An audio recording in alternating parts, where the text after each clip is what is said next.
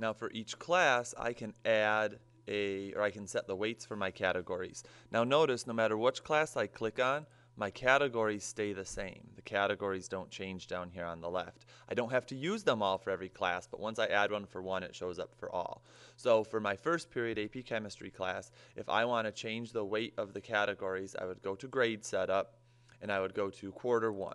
And in Quarter 1, I'm going to choose, these categories probably won't be here. For you, you'll have to hit this button, Add Categories, and choose the ones you want to have added. Maybe I want to add just the test, the homework, and the classwork. I don't want participation or practice in this class, so I only add those three and say OK.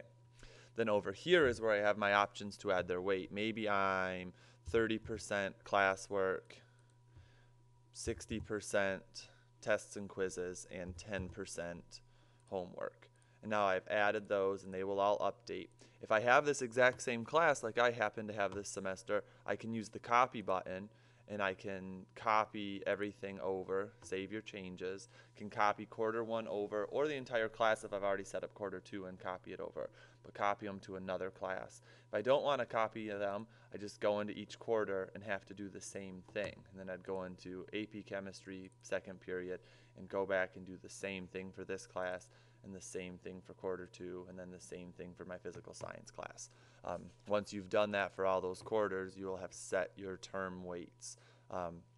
Again, that's dependent on what you put in your syllabus.